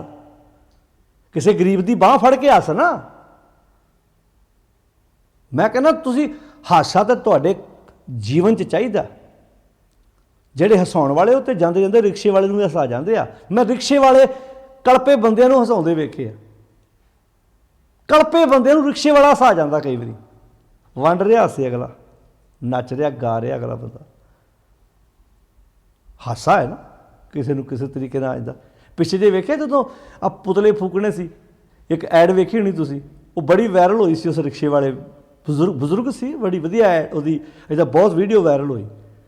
ਉਹ ਸਵੇਰ ਦੇ ਕਿਤੇ ਪੁਤਲਾ ਫੂਕਣ ਵਾਸਤੇ ਉਹਨੂੰ ਪਰਾਲੀ ਨਹੀਂ ਸੀ ਲੱਭ ਰਹੇ, ਉਹ ਕਿਤੇ ਅਕਾਲੀ ਵਰਕਰ ਸੀ, ਉਹਨਾਂ ਨੇ ਪਤਾ ਨਹੀਂ ਹੁਣ ਰੱਬ ਜਾਣੇ ਕਿਹਦਾ ਪੁਤਲਾ ਫੂਕਣਾ ਸੀ। ਅਤੇ ਉਹ ਜਦੋਂ ਪੱਤਰਕਾਰ ਲਾਗੇ ਉਹਦੇ ਇੱਦਾਂ ਆਇਆ ਲੈ ਕੇ ਕੈਮਰਾ, ਤੂੰ ਕਹਿੰਦਾ ਕਦੋਂ ਦੇ ਲੱਭਣਾ, ਸਵੇਰ ਦੇ ਲੱਭਣ ਡਿਆ। ਉਹ ਇੰਨਾ ਉਹਦੇ ਅੰਦਰੋਂ ਇੰਨਾ ਹਾਸਾ ਨਿਕਲਿਆ ਨਾ, ਲੋਕੀ ਬਨਾਵਟੀ ਹਾਸਾ ਹੱਸਦੇ, ਉਹ ਅਸਲੀ ਹਾਸਾ ਹੱਸ ਰਿਹਾ ਸੀ। ਕਹਿੰਦਾ ਸਵੇਰ ਦੇ ਲੱਗੇ ਇਹਨਾਂ ਨੂੰ ਲੱਭ ਨਹੀਂ ਰਿਹਾ, ਕਹਿੰਦਾ ਪਰਾਲੀ ਨਹੀਂ ਲੱਭ ਰਹੀ, ਇਹਨਾਂ ਨੂੰ ਹਾਲਤ ਵੇਖੋ, ਕਹਿੰਦਾ ਇਹਨਾਂ ਲੋਕਾਂ ਦੀ, ਇਹਨਾਂ ਨੂੰ ਪਰਾਲੀ ਦੇਣ ਨੂੰ ਤਿਆਰ ਨਹੀਂ ਆ। ਉਹ ਕਿਸੇ ਪਤਾ ਨਹੀਂ ਕਿਸੇ ਦਾ ਪੁਤਲਾ ਫੂਕਣਾ ਸੀ, ਵਰਕਰ ਉਹ ਅਕਾਲੀਆਂ ਦੇ ਸੀ। ਹੁਣ ਉਹ ਹਾਸਾ, ਉਹ ਕਹਿੰਦਾ ਵੇਖੋ ਕਿਹੜੀ ਹਾਲਤ ਆ, ਪੁਤਲੇ ਫੂਕਣ ਨਾਲ ਕੀ ਗੱਲ ਬਣ ਜੂ। ਕਈ ਸਵਾਰੀਆਂ ਤੁਸੀਂ ਕਈ ਬੰਦੇ ਵੇਖੇ ਹੋਣਗੇ ਇੱਦਾਂ ਗੱਲ ਕਰਦੇ ਆ, ਗੱਲ ਕਰਨ ਵਿੱਚੋਂ ਅਗਲੇ ਨੂੰ ਹਾਸਾ ਦੇ ਜਾਂਦੇ ਚੰਗੇ ਤਰੀਕੇ ਨਾਲ। ਅੱਜ ਗਵਾਚ ਚੁੱਕਾ ਸਾਡੇ ਕੋਲ। ਨਾਨਕ ਭਗਤਾਂ ਸਦਾ ਵਿਗਾਸ, ਖੇੜਾ ਚੰਗਿਆਂ ਕੰਮਾਂ 'ਚ ਆਉਣਾ ਹੈ।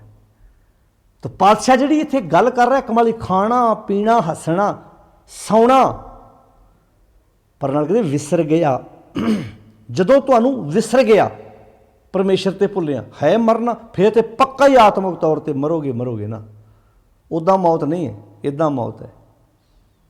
ਖਸਮ ਵਿਸਾਰ ਪਰਮੇਸ਼ਰ ਤੇ ਭੁੱਲਿਆ, ਖਸਮ ਵਿਸਾਰ ਖੁਆਰੀ ਕੀਨੀ, ਧ੍ਰਿਗ ਜੀਵਨ ਨਹੀਂ ਰਹਿਣਾ, ਨਹੀਂ ਰਹਿਣਾ ਹੈ, ਟਿਕਾ ਨਹੀਂ ਰਹੇਗਾ। ਧ੍ਰਿਗ ਜੀਵਨ ਨਹੀਂ ਰਹਿਣਾ। ਤੋ ਪਾਤਸ਼ਾਹ ਜੀ ਕਹਿੰਦੇ ਪਰਮੇਸ਼ਰ ਤੇ ਭੁੱਲਿਆ, ਵਿਆਪਣ ਸਭੇ ਰੋਗ। ਇੱਥੇ ਗੱਲ ਮਨ ਦੀ ਹੋ ਰਹੀ ਹੈ, ਮਨ ਨੇ ਭੁੱਲਿਆ ਤੇ ਮਨ ਨੂੰ ਰੋਗ ਲੱਗਣੇ ਆ। ਜਦੋਂ ਮਨ ਰੋਗੀ ਹੋ ਜਾਏ ਤਨ ਆਪਣੇ ਆਪ ਹੀ ਰੋਗੀ ਹੋ ਜਾਂਦਾ। ਜਦੋਂ ਮਨ ਅਰੋਗ ਹੋ ਜਾਏ ਤਨ ਆਪਣੇ ਆਪ ਹੀ ਤੰਦਰੁਸਤ ਰਹਿੰਦਾ। ਜਿਨ੍ਹਾਂ ਨੂੰ ਮਨ ਅਰੋਗ ਰੱਖਣਾ ਆ ਗਿਆ, ਉਹਨਾਂ ਦੀ ਬੋਡੀ ਆਪਣੇ ਆਪ ਹੀ ਅਰੋਗ ਰਹਿੰਦੀ ਹੈ। ਜਿਨ੍ਹਾਂ ਦੇ ਮਨ ਰੋਗੀ, ਉਹਨਾਂ ਦੇ ਤਨ ਵੀ ਰੋਗੀ। ਕਿਉਂਕਿ ਖਸਮ ਵਿਸਾਰ ਕੀ ਰਸ ਭੋਗ, ਇਹ ਖਸਮ ਵਿਸਾਰ ਕੀ ਰਸ ਭੋਗ, ਤਾਂ ਤਨ ਉੱਠ ਖਲੋਏ ਰੋਗ। ਖਸਮ ਤੇ ਮਨ ਨੇ ਭੁਲਾਇਆ ਸੀ ਨਾ, ਤੇ ਰਸ ਭੋਗ ਕਰ ਲੈ। ਖਾਣ ਨੂੰ ਖਾਂਦਾ ਸਰੀਰ ਆ, ਪਰ ਇੱਛਾ ਮਨ ਦੀ ਹੁੰਦੀ ਆ। ਨਸ਼ੇ ਬੋਡੀ ਨੇ ਕਰਨੇ ਨੇ, ਪਰ ਇੱਛਾ ਮਨ ਦੀ ਹੁੰਦੀ ਹੈ। ਵਕਾਰ ਤਨ ਨੇ ਭੋਗਣੇ ਨੇ, ਪਰ ਇੱਛਾ ਮਨ ਦੀ ਹੁੰਦੀ ਹੈ। ਖਸਮ ਵਿਸਾਰ ਕੀਏ ਰਸ ਭੋਗ, ਖਸਮ ਮਨ ਨੇ ਭੁਲਾਇਆ, ਹੁਣ ਰੋਗ ਕਿਹਨੂੰ ਲੱਗਣਾ, ਤਾਂ ਤਨ ਉੱਠ ਖਲੋਏ ਰੋਗ। ਜਿਹੜੇ ਡਾਕਟਰ ਨੇ, ਜਿਨ੍ਹਾਂ ਦੀ ਮੈਡੀਕਲ ਹੈ, ਉਹਨਾਂ ਨੂੰ ਜ਼ਿਆਦਾ ਪਤਾ। ਬੋਡੀ ਨੂੰ, ਸਰੀਰ ਨੂੰ ਰੋਗ ਮਗਰੋਂ ਲੱਗਦਾ, ਪਹਿਲਾਂ ਮਨ ਰੋਗੀ ਹੁੰਦਾ। ਜਦੋਂ ਠੀਕ ਹੋਣਾ, ਉਦੋਂ ਸਭ ਤੋਂ ਪਹਿਲਾਂ ਮਨ ਨੇ ਠੀਕ ਹੋਣਾ, ਤਨ ਨੇ ਬਾਅਦ 'ਚ ਠੀਕ ਹੋਣਾ। ਬਹੁਤ ਵੱਡੀਆਂ ਵੱਡੀਆਂ ਘਟਨਾਵਾਂ ਵਾਪਰ ਜਾਂਦੀਆਂ ਨੇ ਜਦੋਂ ਮਨ ਤਗੜਾ ਹੋਵੇ। ਬੰਦਾ ਪ੍ਰਵਾਹ ਹੀ ਨਹੀਂ ਕਰਦਾ, ਤਗੜਾ ਹੋ ਕੇ ਜੂਝਦਾ ਉਸ ਜੰਗ ਦੇ ਨਾਲ। ਤੋ ਸਾਧ ਸੰਗਤ, ਗੁਰੂ ਪਾਤਸ਼ਾਹ ਜੀ ਇੱਥੇ ਕਹਿੰਦੇ ਨੇ ਪਰਮੇਸ਼ਰ ਤੇ ਭੁੱਲਿਆ, ਵਿਆਪਨ ਸਭੇ ਰੋਗ, ਵੇਮੁਖ ਹੋਏ ਰਾਮ ਤੇ। ਹੁਣ ਵੇਖੀ ਜਾਇਓ ਦੁਨੀਆ ਦੇ ਲੋਕੋ ਵੀ ਵੇਮੁਖ ਹੋ ਗਏ ਰਾਮ ਤੋਂ। ਰਾਮ ਕਿਹੜਾ? ਰਮਿਆ ਹੋਇਆ ਪਰਮਾਤਮਾ। ਵੇਮੁਖ ਹੋਏ ਰਾਮ ਤੇ ਲੱਗਣ ਜਨਮ ਵਿਜੋਗ। ਜਨਮਾਂ ਦੇ ਵਿਜੋਗ, ਇਹ ਪਿਛਲੇ ਜਨਮਾਂ ਦੀ ਗੱਲ ਨਹੀਂ ਹੋ ਰਹੀ। ਇੱਥੇ ਮਾਤਾ ਦੇ ਗਰਭ ਤੋਂ ਜਦੋਂ ਤੋਂ ਜਨਮ ਲਿਆ ਨਾ, ਉਦੋਂ ਤੋਂ ਲੈ ਕੇ ਹੁਣ ਤੱਕ ਪਤਾ ਨਹੀਂ ਕਿੰਨੇ ਜਨਮ ਲੈ ਲਿਆ। ਜਨਮਾਂ ਦੇ ਵਿਜੋਗ ਲੱਗ ਗਏ। ਜਨਮਾਂ ਦੇ ਜਨਮਾਂਤਰਾਂ ਦੇ ਵਿਛੋੜੇ ਪੈ ਗਏ, ਸੱਚ ਨਾਲੋਂ ਟੁੱਟ ਗਏ। ਖਿੰਨ ਮੇ ਕੌੜੇ ਹੋਏ ਗਏ, ਖਿੰਨ ਵਿੱਚ ਹੀ ਕੌੜੇ ਹੋ ਗਏ। ਜੁਤੜੇ ਮਾਇਆ ਭੋਗ, ਜਿੰਨੇ ਵੀ ਭੋਗ ਭੋਗੇ ਸੀ ਨਾ, ਖਿੰਨ 'ਚ ਹੀ ਕੌੜੇ ਹੋ ਗਏ। ਮਿੱਠਾ ਕਰਕੇ ਖਾਇਆ ਕੌੜਾ ਉਪਜਿਆ ਸਾਧ। ਖਾਧਾ ਚਸਕੇ ਲੈ ਲੈ ਕੇ, ਪਰ ਉਹਦੇ ਜਿਹੜਾ ਨਤੀਜਾ ਨਾ, ਰਿਜ਼ਲਟ ਜਿਹਨੂੰ ਕਹਿੰਦੇ, ਉਹ ਕੌੜਾ ਨਿਕਲਿਆ। ਉਹਨੂੰ ਮਿੱਠਾ ਕਰਕੇ ਖਾਇਆ। ਰਿਸ਼ਵਤ ਮਿੱਠੀ ਲੈ ਕੇ ਲਈ ਜਾਂਦਾ, ਵਕਾਰ ਮਿੱਠੇ ਲੈ ਲੈ ਕੇ ਭੋਗੀ ਜਾਂਦਾ, ਸਵਾਦ ਲੈ ਲੈ ਕੇ ਵਕਾਰ ਭੋਗ ਜਾਂਦਾ। ਫਿਰ ਉਹਦੇ ਨਤੀਜੇ ਕਿੱਡੇ ਕੌੜੇ ਨਿਕਲਦੇ। ਪੁੱਤ ਵੇਲੇ ਵੀ ਤਾਂ ਮਿੱਠਾ ਵੰਡਦੇ ਆ। ਪਹਿਲਾਂ ਹਲਵਾਈਆਂ ਕੋਲ ਮਠਿਆਈਆਂ ਬੁੱਕ ਕਰਾਉਂਦੇ ਆ ਵੀ ਪੋਤਰਾ ਹੋਣਾ, ਦੋਹਤਾ ਹੋਣਾ। ਮਿੱਠਾ ਖਾਧਾ, ਪਰ ਜੇ ਉਹ ਪੁੱਤ ਵੱਡਾ ਹੋ ਕੇ ਸੂਈ ਦੇ ਨੱਕੇ 'ਚੋਂ ਕੱਢੇ, ਫਿਰ ਉਹ ਜਿਹੜੀ ਜਨਮ ਵੇਲੇ ਮਠਿਆਈ ਵੰਡੀ ਹੁੰਦੀ ਨਾ, ਉਹ ਵੀ ਕੌੜੀ ਲੱਗਦੀ। ਫਿਰ ਵੀ ਬੜਾ ਵੱਡਾ ਨੁਕਸਾਨ ਕਰ ਬੈਠੇ। ਧੀਆਂ ਦੇ ਜਨਮ ਵੇਲੇ ਚਿਹਰੇ ਉਦਾਸ, ਤੇ ਪੁੱਤਰਾਂ ਦੇ ਜਨਮ ਵੇਲੇ ਰੌਣਕਾਂ, ਭੰਗੜੇ, ਡੀਜੇ, ਪੈਲਸ ਬੁੱਕ, ਚਾਮਲਾਰ ਕਰਦੇ ਆ। ਜਦੋਂ ਉਹ ਪੁੱਤ ਕੋਰਟ ਕਚਹਿਰੀਆਂ ਵਿਖਾਉਂਦੇ ਆ, ਸੂਈ ਦੇ ਨੱਕੇ 'ਚੋਂ ਕੱਢਦੇ ਆ, ਫਿਰ ਸਵਾਦ ਕੌੜੇ ਕੌੜੇ। ਮਿੱਠਾ ਕਰਕੇ ਖਾਇਆ ਕੌੜਾ ਉਪਜਿਆ ਸਾਧ। ਭਾਈ ਮੀਤ ਸੁਰਿਦ ਕੀਏ, ਭਾਈ ਮਿੱਤਰ ਦੋਸਤ ਬਣਾ ਲੈ, ਪਰ ਵਿਖਿਆ ਰਚਿਆ ਬਾਦ ਜਾਂਦੇ ਬਿਲਮ ਨਾ ਹੋਵਈ। ਇਹ ਚੀਜ਼ਾਂ ਜਾਣ ਲੱਗਿਆਂ ਜ਼ਿਆਦਾ ਦੇਰ ਥੋੜ੍ਹਾ ਲੱਗਦੀ ਕਿਤੇ।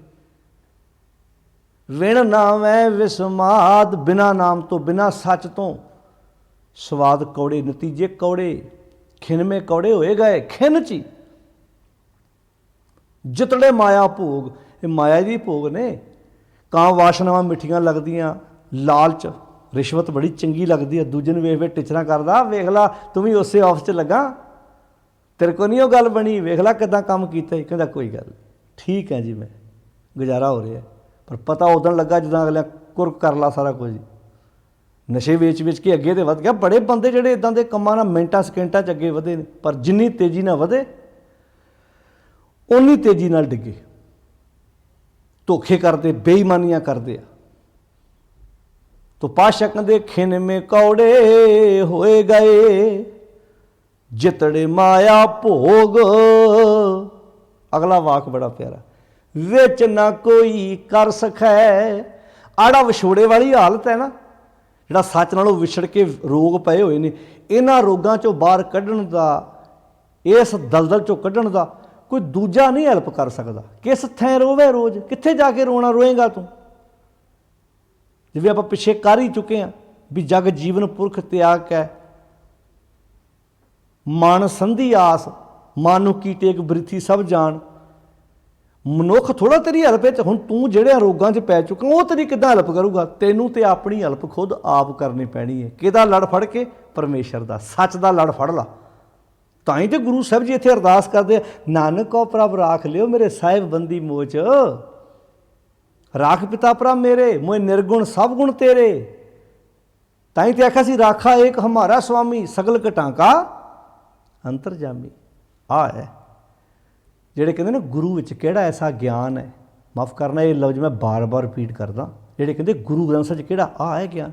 ਜਿਹੜੇ ਰੋਗਾਂ ਨੇ ਦੁਨੀਆ ਤਬਾਹ ਕਰਤੀ, ਜਿਨ੍ਹਾਂ ਰੋਗਾਂ ਨੇ ਭਰਾ ਨੂੰ ਭਰਾ ਨਾਲ ਨਹੀਂ ਰਹਿਣ ਦਿੱਤਾ, ਜਿਨ੍ਹਾਂ ਰੋਗਾਂ ਨੇ ਮਾਂ ਅਤੇ ਪੁੱਤ ਨੂੰ ਇਕੱਠਿਆਂ ਨਹੀਂ ਰਹਿਣ ਦਿੱਤਾ, ਉਹਨਾਂ ਰੋਗਾਂ ਨੂੰ ਸੁਰ 'ਚ ਕਿਵੇਂ ਕਰਨਾ ਹੈ, ਉਹਨਾਂ ਐਬਾਂ ਨੂੰ, ਉਹਨਾਂ ਵਕਾਰਾਂ ਨੂੰ ਨੱਥ ਕਿਵੇਂ ਪਾਉਣੀ ਹੈ, ਇਹ ਗਿਆਨ ਦਿੰਦੀ ਹੈ ਮੇਰੇ ਸਤਿਗੁਰ ਦੀ ਬਾਣੀ। ਹੁਣ ਜਿਹਨੂੰ ਨਹੀਂ ਲੈਣਾ ਆਇਆ, ਇਹ 'ਚ ਦੂਜੇ ਦਾ ਥੋੜ੍ਹਾ ਕਸੂਰ ਹੈ।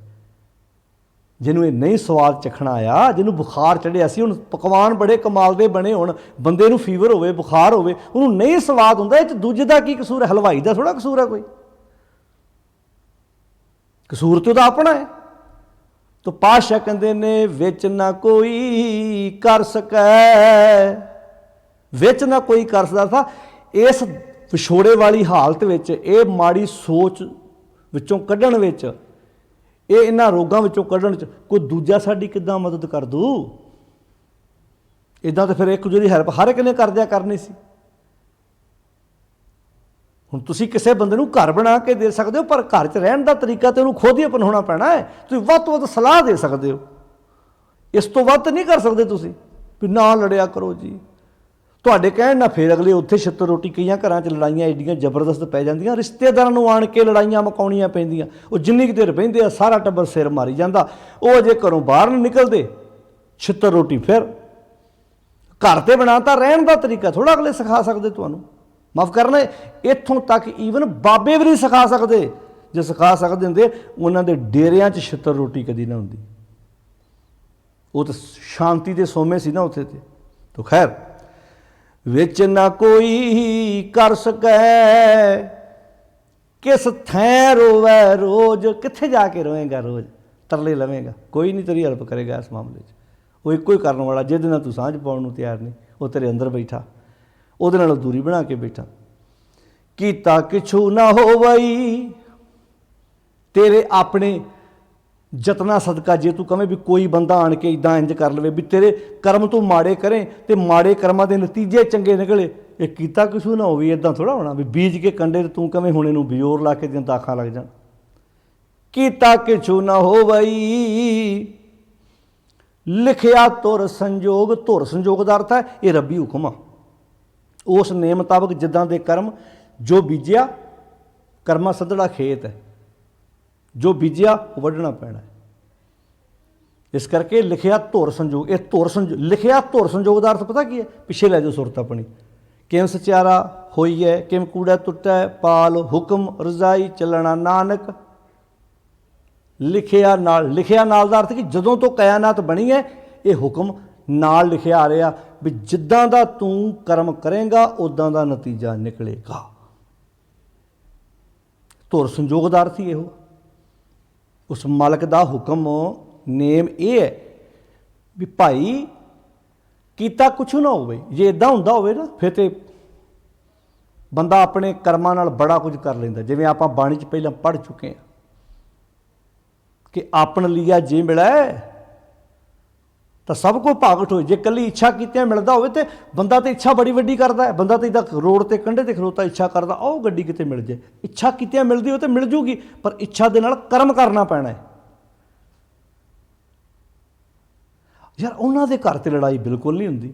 इच्छा तो करदा ना साडे घर भी किते इदां होवे, फलाणे दा बच्चा किड्डा लायक है, किदां मम्मी जी डैडी जी फलाणे घर में गया, उहदी नूंह किदां सस नाल मम्मी जी करती। साढ़े घर पता नहीं की मौत पई है, साड़ियां नूहां नूं बोलना नहीं आता। इदां नहीं सोचता बंदा। इच्छा कीतियां हो जाए तो बड़ा कुछ हो जाए, पर अगले कहते ने एवें नहीं होया। ये वास्ते विश्वास, प्यार, इतफाक, स्वार्थ कढ़िया परिवार चों। एक दूजे मरण मिटन दीयां गल्लां हुंदियां तां जाके हुंदा। इच्छा करूँ तो बंदा मेरे ख्याल च जो रात नूं सौण लगदा होना कहंदा किते अंबानी नाल रिश्तेदारी बन जाए ना, ਉਹਦੇ ਮੂੰਹ पैसा आवे ना किते, फिर सोचण नूं इच्छा नूं की इच्छा तो बड़ियां वड्डियां हो रही ने। इच्छा तो बहुत वड्डियां, कल इच्छा कल्ली ना, इच्छा दे नाल कर्म। हुण बंदा हुण मान लो किसी बंदे की बॉडी रोगी होवे, इच्छा तो वेख के किसी बॉडी बिल्डर की बॉडी वेख के इच्छा करदा ना इहो जिहा किते मेरा शरीर भी होवे। वो कहदा किन्ने साल हो गए नमक खा के नहीं वेखिया, किन्ने साल हो गए रोटी नूं मूँह ला के नहीं वेखिया, किन्ने साल हो गए 2-2 3-3 घंटे जिम जाना। इच्छे दे नाल कर्म भी तो करना पैना है ना। फलाने का बच्चा फस्ट आया, स्कूल के बाहर उसकी फोटो लगी है, इच्छा तो करता भी मेरी भी लगे, पर वो पढ़ना पैना है, स्टडी करनी पैनी, मेहनत करनी पैनी। फलाने का पुत्र अफसर बनया, उन्होंने स्टार लगे, किते इदां होवे। उहदे वास्ते कल्ली इच्छा नहीं, नाल कर्म भी।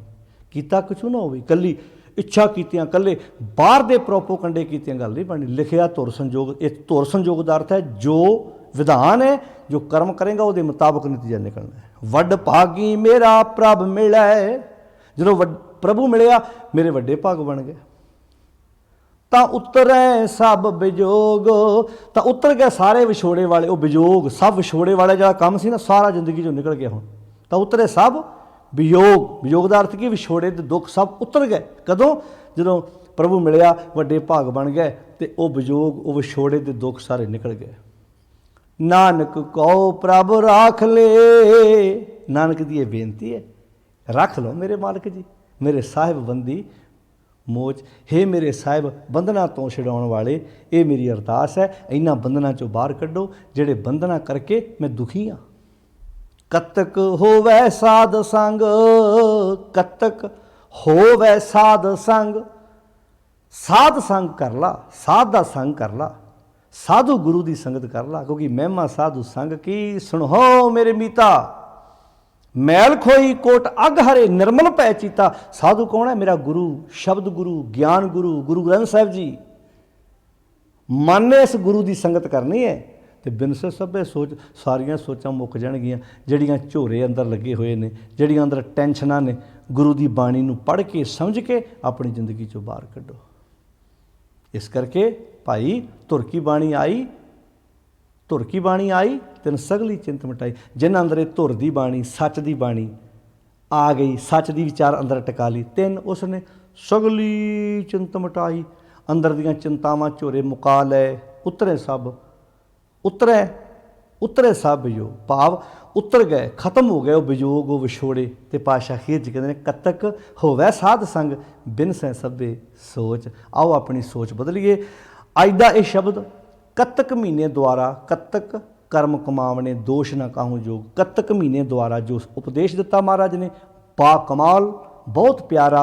ਆਓ ਮਾਲਕ ਦਾ ਲੜ ਨਾ ਛੱਡੀਏ, ਉਹ ਮਾਲਕ ਜੋ ਸਾਡੇ ਅੰਦਰ ਬੈਠਾ ਹੈ ਉਹਦੇ ਨਾਲ ਸਾਂਝ ਪਾਈਏ। ਮਨ ਇੱਦਾਂ ਸਮਝਾਓ, ਮਨ ਤੂੰ ਜੋਤ ਸਰੂਪ ਹੈ, ਆਪਣਾ ਮੂਲ ਪਛਾਣ, ਮਨ ਹਰ ਜੀ ਤੇਰੇ ਨਾਲ ਹੈ, ਗੁਰਮਤੀ ਰੰਗ ਮਾਣ। ਜਿਵੇਂ ਬੱਚੇ ਨੂੰ ਨਹੀਂ ਕਹਿੰਦੇ ਆਪਾਂ, ਪੁੱਤ ਆਪਣਾ ਮੂਲ ਪਛਾਣ। ਪੋਤਰਾ ਪਤਾ ਕਿਹੜੇ ਦਾਦੇ ਦਾ ਹੈ? ਜਿਹੜਾ 10 ਪਿੰਡਾਂ ਦੇ ਫੈਸਲੇ ਕਰ ਜਾਂਦਾ ਸੀ, 10 ਰੁਪਈਆਂ ਬਦਲੇ, ਨਸ਼ਿਆਂ ਬਦਲੇ ਰੁਲਦਾ ਪਿਆ ਤੂੰ। ਆਪਣਾ ਧੁਰਾ ਪਛਾਣ, ਆਪਣਾ ਮੂਲ ਪਛਾਣ। ਤੂੰ ਲਾਜ ਲਾ ਰਿਹਾ ਆਪਣੀ ਖਾਨਦਾਨ ਨੂੰ। ਇੱਦਾਂ ਮਨ ਨੂੰ ਕਹਿੰਦੇ, ਉਹ ਮਨਾ ਹੈਗਾ ਤੂੰ ਕਿਹਦਾ ਰੂਪ ਹੈ? ਮਨ ਤੂੰ ਜੋਤ ਸਰੂਪ ਹੈ, ਤੂੰ ਸੱਚ ਦਾ ਰੂਪ ਹੈ, ਆਪਣਾ ਮੂਲ ਪਛਾਣ। ਮਨ ਹਰ ਜੀ ਤੇਰੇ ਨਾਲ ਹੈ, ਉਹ ਹਰ ਜੀ ਤੇਰੇ ਨਾਲ, ਉਹਦੇ ਨਾਲ ਜੁੜ ਜਾ ਤੇ ਫਿਰ ਰੋਗ ਨਹੀਂ ਕਦੀ ਵਿਆਪਣਗੇ, ਮਨ ਤੰਦਰੁਸਤ ਰਹੇਗਾ। ਗੁਰੂ ਬਖਸ਼ਿਸ਼ ਕਰੇ। 135 ਨੰਬਰ ਅੰਕ ਤੇ ਅੱਜ ਦਾ ਇਹ ਸ਼ਬਦ ਜਿਸ ਦੀ ਆਪਾਂ ਵਿਚਾਰ ਸਾਂਝੀ ਕੀਤੀ। ਸਾਧ ਸੰਗਤ ਜੀ, ਬੜੇ ਪਿਆਰ ਨਾਲ ਆਪ ਬਾਣੀ ਪੜ੍ਹੋ, ਸਮਝੋ, ਵਿਚਾਰੋ, ਸਹਿਜ ਪਾਠ ਕਰੋ ਤੇ ਗੁਰਬਾਣੀ ਨੂੰ ਆਪਣੀ ਜ਼ਿੰਦਗੀ ਵਿੱਚ ਧਾਰਨ ਕਰੀਏ, ਇਹਨੂੰ ਅਮਲਾਂ 'ਚ ਲੈ ਕੇ ਆਈਏ, ਜੀਵਨ ਖੂਬਸੂਰਤ ਬਣ ਜਾਏਗਾ। ਸਾਰਿਆਂ ਦਾ ਧੰਨਵਾਦ ਜੀ। ਇੰਨੇ ਇੱਕ ਬਚਨ ਪ੍ਰਵਾਨ ਕਰਨੇ। ਅਦਬ ਸਤਿਕਾਰ ਨਾਲ ਫਤਿਹ ਬੁਲਾਓ, ਬਹੁਤ ਪਿਆਰ ਨਾਲ ਆਖੋ ਜੀ। ਵਾਹਿਗੁਰੂ ਜੀ ਕਾ ਖਾਲਸਾ, ਵਾਹਿਗੁਰੂ ਜੀ ਕੀ ਫਤਿਹ।